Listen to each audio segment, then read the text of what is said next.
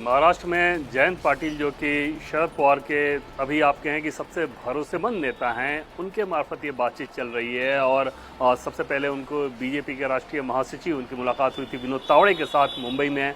वो एक होटल के भीतर तकरीबन 1 घंटे की वो मुलाकात हुई थी। सोर्सेज के द्वारा जो जानकारी मिली उसके हिसाब से 3 जुलाई को वो मुलाकात हो गई थी। हालांकि उसके बाद जब वो चीज़ सामने आई तो फिर चाहे सुप्रिया सुले हों या महाराष्ट्र के मुख्यमंत्री देवेंद्र फडणवीस, उन लोगों ने उन बात को खारिज किया था। लेकिन अंदर खाने वो बातचीत बहुत सीरियस लेवल पर चल रही है। और कहानी इस प्रकार की है कि जैसे 10 विधायक जो शरद पवार गुट के हैं अभी, उन 10 विधायकों में से भी अधिकांश का ये मानना है कि सत्ताधारी दल के साथ अगर वो गए तो जो डेवलपमेंट प्रोजेक्ट्स हैं या जो एडमिनिस्ट्रेटिव रीच आउट करने की जो बात होती है विधायकों की, वो उनका ज़्यादा इफेक्टिव हो जाएगा। और ऐसे में बेहतर है कि सत्ता के साथ रहें। सोर्सेज से हमें जानकारी मिल रही है कि जयंत पाटिल ने बाकी लोगों को पार्टी के भीतर इस बात की जानकारी भी दी है कि विधायकों का जो बहुमत है वो इस बात को मान रहा है। दूसरी तरफ सांसदों की बात करें तो 8 सांसद उनके पास लोकसभा में हैं और एक शरद पवार खुद राज्यसभा में हैं। जो दूसरी सीट है वो तो ऑलरेडी पार्थ पवार के पास है।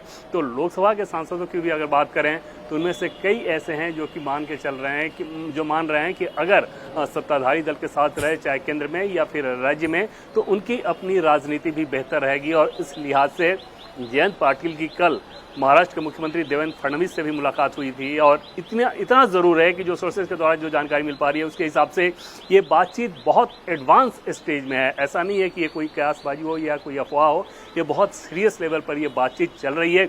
एक चीज़ ज़रूर बीजेपी को ये चिंता हमेशा ही सताती है। और पहले अजीत पवार के केस में आपने देखा कि जब ये कहा गया कि शरद पवार की मर्जी से जो हुआ था सुबह सुबह शपथ ग्रहण वाला समारोह, अब बाद में शरद पवार पलट गए, तो उसमें शरद पवार के रुख को लेकर अभी भी बीजेपी के बड़े नेता एकदम से श्योर नहीं है कि शरद पवार का फाइनल स्टैंड क्या होगा।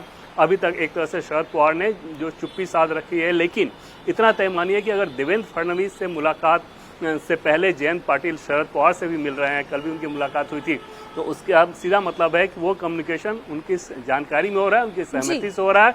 अब अपने फाइनल पत्ते वो किस रूप में खोलते हैं वो देखने वाली बात होगी। यहाँ पर एक चीज़ और है मीनाक्षी, कि अगर सुप्रिया सुले को लेकर शरद पवार कुछ अलग स्टैंड रखते हैं और उस बात को लेकर सहमति नहीं बनती है, इसके बाद ये भी संभव है कि इसके बावजूद एनसीपी शरद पवार के गुट में एक बड़ी दो फाड़ हो जाए और एक बड़ा हिस्सा एनडीए के साथ आ जाए, जो कि आगे आने वाले दिनों में देखने को मिल सकता है। अब देखना सिर्फ ये है कि क्या ये सबके साथ होता है, मतलब ये कि सुप्रिया सुले के साथ होता है या सुप्रिया सुले के बिना होता है। जी देवेंद्र, जैसा आप जानकारी दे रहे हैं कि इस वक्त एक बड़ा हिस्सा जो है वो जयंत पाटिल के साथ खड़ा हुआ है और जयंत पाटिल भी शरद पवार के साथ लगातार संपर्क में है, तो इसका एक अर्थ तो ये समझ में आता है कि दिल्ली से भी एक मैसेजिंग ये है कि जो भी करे शरद पवार को कॉन्फिडेंस में लेते हुए करे और शरद पवार को नाराज नहीं करना है। और शरद पवार भी ये एश्योरेंस तो चाहेंगे कि सुप्रिया सुले का भविष्य क्या होगा। इसे लेकर आपकी सोर्सेज और आपकी अंडरस्टैंडिंग क्या कहती है?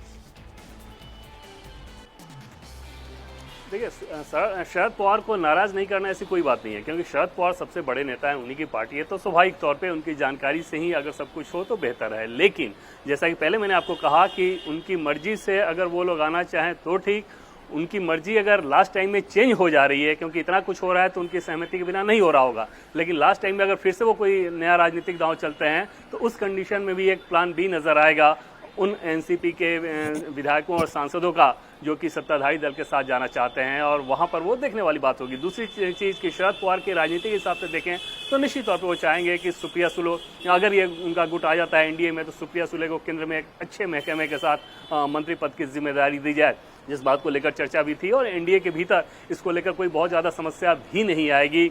ऑलरेडी अगर आप देखें तो शरद पवार के भले ही वो अपोनेंट रहे हैं, लेकिन बीजेपी के बड़े नेताओं के साथ उनका एक संपर्क सूत्र रहा है। सुप्रिया सुले को लेकर भी कोई ऐसी समस्या नहीं है। अजीत पवार को साथ लाना एक जरूर एक समस्या उस समय ये थी कि उनके ऊपर करप्शन के आरोप बीजेपी के नेताओं ने ही लगाए थे, लेकिन सुप्रिया सुले के मामले में वैसा नहीं है, तो वो एक बहुत स्वाभाविक सी प्रक्रिया हो जाएगी। लेकिन सब कुछ निर्भर करेगा इस बात पर कि क्या शरद पवार अभी जो बातचीत चल रही है उसी को आगे बढ़ाकर फाइनल मुहर लगवाते हैं या फिर कोई नया राजनीतिक दांव चलते हैं। देवेंद्र, आप रहिएगा हमारे साथ, क्योंकि अभी चेन्नई एक्सप्रेस की भी आपसे चर्चा करनी है। तमिलनाडु में भी बहुत कुछ हो रहा है, लेकिन पहले थोड़ा महाराष्ट्र के ऊपर ये जो अभी चल रहा है, शरद पवार की पार्टी का बड़ा हिस्सा बीजेपी में आलोक जी मर्जर करने के लिए तैयार हो गया है, ऐसी जानकारी एकदम स्पष्ट अब दिखाई दे रही है। मीनाक्षी जी, आपको याद हो तो अजीत पवार के जिंदा रहते हुए भी आखिरी समय में लगभग ये बात तय हो गई थी कि दोनों बातचीत कर सकते हैं, और इसलिए उनकी कितनी बार शरद पवार से भी बात हुई। उनकी अचानक दुर्घटना हो जाने के बाद मुझे लगता है कि वो जो प्रक्रिया थी, इसीलिए वो बेहतर वो बीजेपी में शामिल हो, ये एक दूसरा विकल्प है। पहला विकल्प बीजेपी को भी सूट करता है कि यदि वो उसी एनसीपी में आ जाए तो जो पहले से है, और उसके साथ यदि आएंगे अजित पवार के साथ, और उस पर सुप्रिया सुले का असल में बस वही एक है कि उनको वहाँ कितना स्थान हो।